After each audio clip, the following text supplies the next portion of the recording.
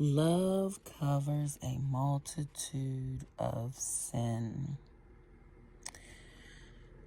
I'm going to just read from my journal something that, a lesson that the Lord taught me. Yesterday morning, I prayed in the Spirit for an hour, and at the end, the Holy Spirit said, "Love covers a multitude of sin." I knew he was referring to Jehoshaphat and how I tell all his frailties to my friends and talk so badly about him. I repented and called Jehoshaphat and told him what God said and that I had been talking about him and asked for his forgiveness. I told him that I was angry because it was so many things about him that I didn't like, and I was upset because God would not make him go away. Lord have mercy. Even when I apologized to the man, I was still cruel. Ugh. Okay, so God, at that time in my life, this was a very long time ago, at the beginning of my Christian walk, God sent this old man my way because he needed help spiritually. And God had been training me up spiritually. The man was possessed. He had demons in him that were affecting his health greatly. He had a lot of physical health conditions, and then they were also deteriorating his mind. And he had been going to his church for like 30 years faithfully. He was a tither. He was a faithful tither. He raised his daughter in that church. And he was on the choir for like more than 20 years or whatever. And he was bound by Satan. And I came to that church. God had led me to that church. I had moved to the area and asked the Lord, what church should I go to? And he led me to that church. And that man just started like chasing after me, just chasing me down. Now, this is something that I want to point out that I did not understand at that time. God will use whatever tactics, like God's ways are very unconventional. So God knew that I would catch that old man's eye, and that old man would be looking at me lustfully, right? But what the enemy meant for evil, God worked it for good. It was like God was like, it doesn't matter what lures him over there to her, just get him over in front of her, because she gonna get him together. so So here's this old man approaching me looking for a wife, and nothing in me is looking for a husband. God had already shown me who my husband is.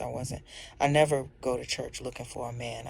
I go to church looking for God. And so I had absolutely no interest in entertaining that idea at all. But the man wouldn't leave me alone. And so I got to praying, asking God to make him leave me alone. And, after a while, my prayer changed because God wasn't making him leave me alone. He was pestering me all the more. And I started praying, asking God, who is this?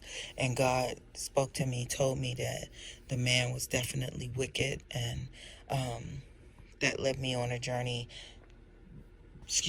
And one day I casted the demons out of him, so on and so forth. But my point is that God put this man in my path for me to help him spiritually. to get him set free from, cast them demons out, get him set free from the demons and everything, and then to put him on a path that would get him completely set free from all the bondage that was in him. Because when demons get in you, and they're in you for years, they corrupt your thinking. So you have a lot of contaminated, negative, might be fear filled, might be an anxiety filled, depression filled type of thinking, low self esteem type of thinking, all kinds of negative thinking patterns. The enemy has trained you to think like that. So there's a lot of cleaning out that has to happen. Once the demons come out, you gotta get the rest of their filth, the residue, their fingerprints. You gotta get all of that out of you, right? And it might be in the form of stinking thinking. It might be in the form of bad health habits and things like that. So, anywho, here's this man, and I done casted the demons out of him. Now I realize that God put him in my path on purpose. So now I'm looking at him like a chore. I'm looking at him like I have to deal with him, and I still don't want to, because to me, in my eyes at that time, he was still just a gross old man. And I was cruel to him, and I would talk behind his back and things like that. So I had this whole self-righteous thing going on within me, right? I thought I was better than him. And I was judging him. And I was very critical of him. And I had this whole religious thing going on.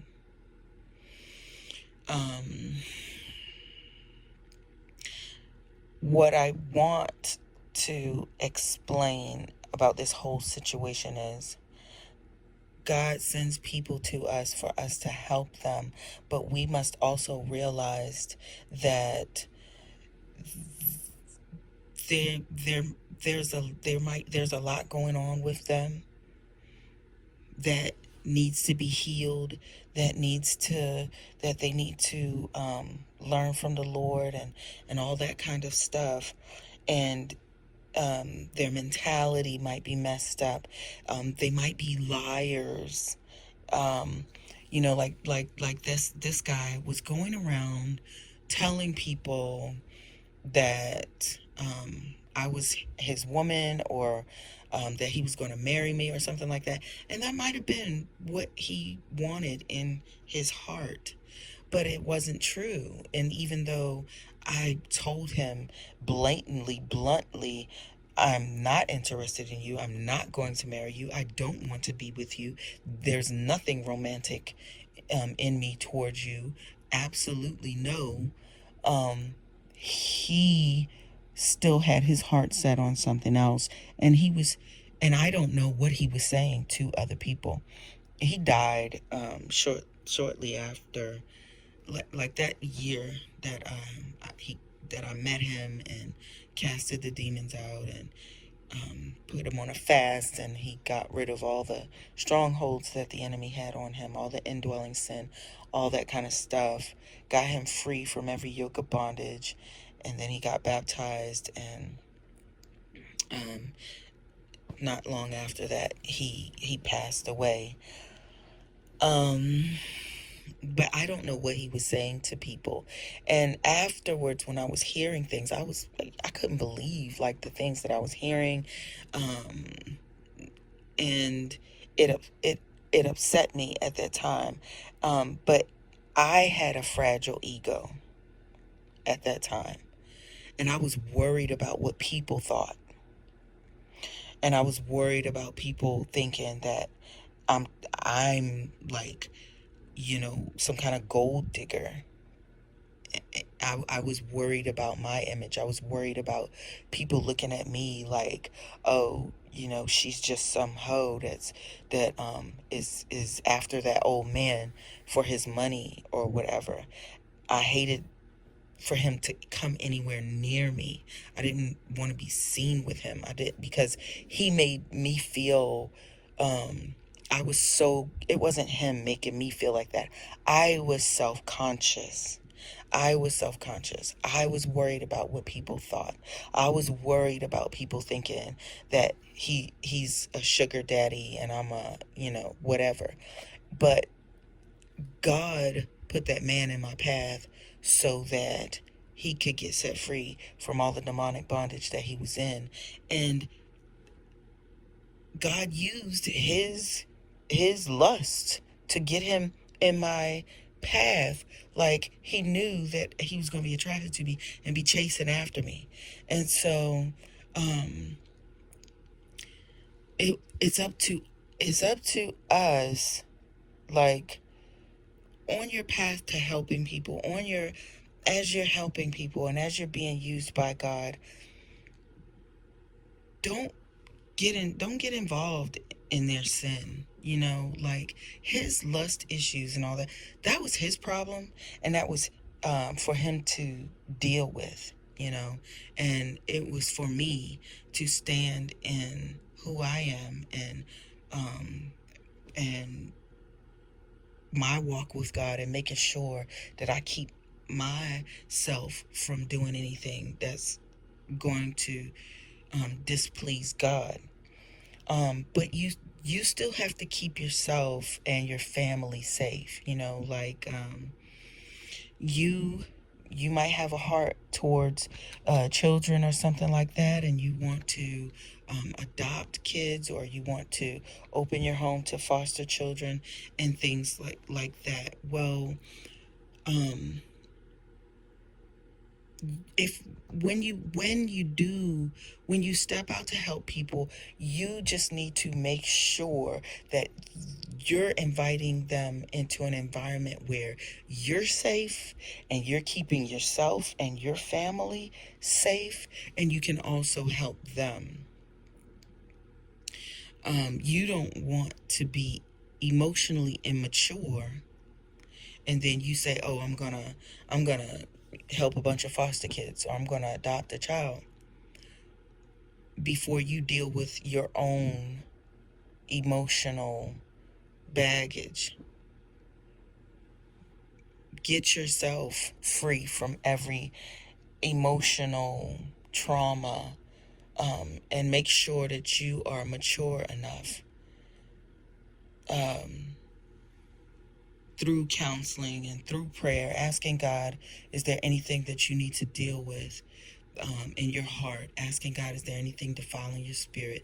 Asking God, do you have any emotional blind spots? Do you have any things that are in your character that you don't know about, before you invite, like, a child to adopt them, or to give them a home or something like that, foster care. Before you do that, clean off your own front porch. Get yourself together emotionally, before you do that, because those children have already been through enough, and they need you to put your big girl pants on. They need you to put your big boy pants on, and they don't need you bleeding all over them emotionally. You can't have a fragile ego, because they need room to make mistakes. They need room to have a fit sometimes, because they've gotten a really hard deal, and you probably can't even imagine things that they've suffered. And so they don't need you being a big child with undealt with issues, hurting them more. They've already been through enough. And so, even with grown folks, when I acted like that, when I behaved like that, God sat me down. God sat me down for 3 months. I was in a wheelchair. I was talking bad about that man. God sent him to me. He was broken. He was demon possessed. He needed help. He was spiritually probably at the lowest point in his life, and he needed help. And yeah, I helped him, but I sure did kick his butt, and I was not nice to him, and I talked bad about him behind his back, and I was just being a regular old Christian at that time. And God didn't like that, not one bit. Nothing about that was cute to God. And he set my tail straight down. I went to play paintball and took a wrong step and hyperextended my knee. And for 3 months, I was sitting in a wheelchair, contemplating, thinking about, and reflecting on my behavior. And I don't want you to have to go through lessons like that. You know, the best mistakes to learn from is somebody else's. So learn from my mistake. Learn from any of my mistakes, because I'm quite sure I'll put them all out there. But just remember that none of us is perfect. All of us have something that we need to tighten up on. And as God uses us, as God uses you, as you open yourself up for God to use you as the hands and feet of Jesus, do not look down your nose at anybody. Sometimes God disguises himself, and he comes to earth. God the Father and the Lord Jesus, they come to earth, and they'll disguise themselves as people that you would normally overlook. Might be somebody with a disability, might be somebody that's homeless, might be a child, might be a homeless child, but somebody you would normally overlook, and he'll be right in your path, just waiting to see if your character is developing. What's going to come out of you? Is kindness going to come out of you? Are you going to care one iota about that human life that's sitting down on the curb, looking dirty? Do you have enough compassion in you to even just make sure their stomach is filled one good time? You know? He stops by and he checks. He does that. What was that show? There was a show where the CEO would come and disguise themselves as a regular worker, and they would work side by side with the lowest employees, and see like how things are done on the front lines at their company. Is the culture that they send down from the top, making it down to the bottom. God does like Undercover CEO. Was that the show? Undercover CEO. God does that for real. He pops up on us. That's what. Shout out to Kendrick Lamar. God be popping up on us. But it's true. It's very, very, very true. We have pop quizzes, and we're not going to know when we got quizzed until we get to heaven, and then we'll see the whole picture completely. Right now we just see in part. But yeah, I had another friend that the Lord told me to be friends with this man. And this man had cerebral palsy real bad. And he was a member at that same church. His name was Joe Chambers. He passed away. But I remember when I first saw Joe, he was very hard to look at. He was hard to look at. He was in a wheelchair, And like I said, he had cerebral palsy, a very severe case. And he would be selling these books. Joe wrote poetry. Joe was illiterate. He couldn't read or write, but he was a poet. His mother never catered to his education, and she just anyway, that was their family business. So anyway, I used to hurry up and walk past Joe. He would be chasing me down in his wheelchair, trying to give me books, and I was so terrible. I would just walk real fast, trying to get away from him. And one day I was sitting at Bible study, and then he rolled up next to me, and I was about to jump up and go to the bathroom and then, find me another seat. But the Holy Spirit spoke to me and said, stay and listen to him. And I'm like, oh my gosh, don't want to, But so when I heard that, I looked at him and then I'm like, okay. So I stay, and he starts talking to me, and he had a hard time, because of his condition, because of the cerebral palsy, you had to listen, and you had to want to hear what he had to say. It was like, you know how you have a little 2-year-old, and they're talking, but they're just really starting to talk, and only mom and dad and maybe grandma and granddad understand what they're saying. Their sister and brother, everybody else needs a translator, right? Well, that's how it was talking to Joe. And I just had to make myself listen. But then once I did, I could understand what he was saying. And boy, Joe had me cracking up. I'm in Bible study and he got me laughing, about to split my sides. So I prayed and I asked the Lord, who is this and how do you want me to treat him? And the Holy Spirit showed me to treat him like a best friend. So I decided, okay, if I'm going to be friends with him, I'm not going to treat him like a second class friend. I'm going to treat him like I would any other friend. So that's what I did. And I genuinely opened my heart to him, and we were friends. We would hang out together.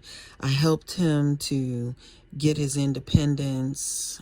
He had to wrestle his income, his disability income, and his important documents and stuff like that, like away from his captor. And he wanted to prove to his mother that he could live on his own and get his own place. He wanted to show her that he could be independent. And so I helped him do that. And I had to go up against his family to do it, because she sure did sick his old big fat older brother on me to try to get me to stop helping him. But we made it. He got his income in his own name. He eventually actually got his own apartment, and he kept his apartment spotless. He was so proud of his home. And he needed help with certain things like cooking, but like the cleaning and all that kind of stuff. He was excellent with taking care of himself, and I was very proud of him for that. But I found out, now here I am, because God told me to treat him as a best friend, that's how I'm treating him. And I'm not thinking about guarding myself against him or how he's treating me. I'm so worried about how I'm treating him that I'm not looking at how he's behaving. Well, my son came back and told me that Joe had been telling him that he was going to be his stepfather and that he was going to marry me. And, oh my goodness, Joe. Whew. And so I'm thinking, like, he probably was telling people around the church that kind of thing. And maybe he was saying that stuff to his family. I don't know what Joe was saying to them, because I just, that, none of that stuff was on my radar. But Joe would manipulate me. Because he was always trying to come stay with me.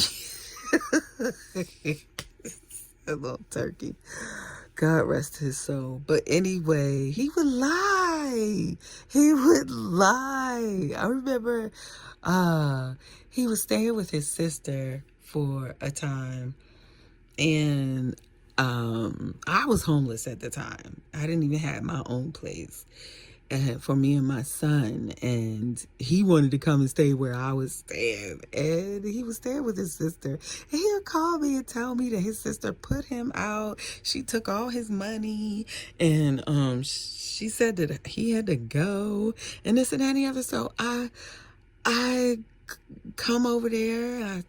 He's not there, and I'm talking to his sister. Come to find out, he lying to his sister, telling his sister that I'm taking all his money and just all this foolishness. So he had like gone to the store, and I get the whole story from his sister, and then I tell his sister what he's been telling me, and then he rolls up in his little chariot, and he looking like, uh-oh. Because he sees us together. And he know he been lying to both of us. He was like a little kid. Oh my gosh. So anyway, Joe used to piss me off. When I found out that he was manipulating me and stuff like that, I wanted to kick him out that wheelchair. I was so mad at Joe. But I didn't. I never did that. But anyway, I'm saying all this to say, God will have you helping people and praying for people, but you still need to guard and protect yourself. Guard and protect your children, okay? If you're taking foster children into your home, if you're adopting children, you don't know if they've been sexually abused, and you don't know if if given the opportunity. That's the thing. Don't give them the opportunity to hurt your children if you have any. You have to, and so that's why I'm saying, get a handle on your character and on your behavior and any kind of trauma that you've been through in your life. Deal with it. You are a grown person. Deal with your emotional issues, okay? Your spouse, it's not your spouse's responsibility to deal with your emotional issues. It's not your children's responsibility to put up with you bleeding all over them because you haven't dealt with your emotional issues. You are a grown person. If you are a grown person, then part of maturing is finding out what's healthy and what's not, and deciding what kind of person do you want to be? Do you want to be healthy emotionally, or do you want to be crippled emotionally?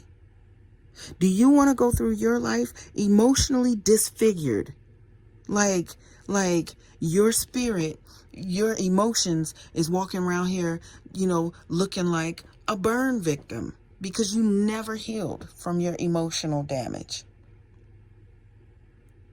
Make a decision to be the best version of yourself, especially if you're going to be used by God, so that when he uses your hands and when he uses your feet and when he uses your mouth, that you don't hurt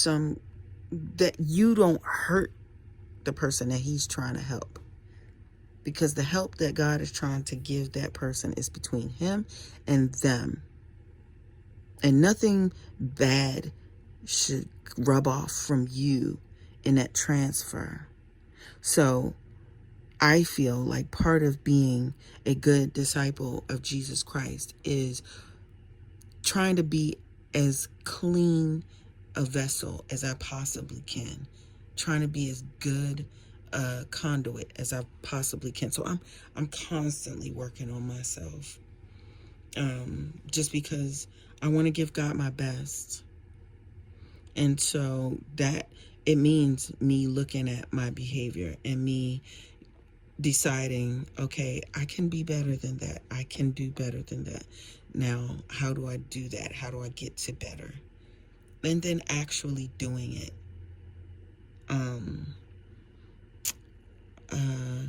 And so, yeah, I think that's about it. That's pretty much what I want to give. Yeah, God is good, to be available to God, but just know that it's not as cut and dry. It's not like it is in the books when you start dealing with real human lives and real people, and so don't be self-righteous like I was. Don't be critical like I was. Don't be judgmental like I was, because those are the last things that we want for God to do to us, right? All right. You be blessed. Oh, did I? I'm sorry. Okay, I'm going to put the link to my Patreon in the description. God's 30-day life-changing challenge is in my Patreon, and God taught me the practical steps to putting on the whole armor of God every day. He told me to do it every day for 30 days and see how he would bless my life, and it truly has been transformational for me. And you can read about the benefits of it in the description. And take care.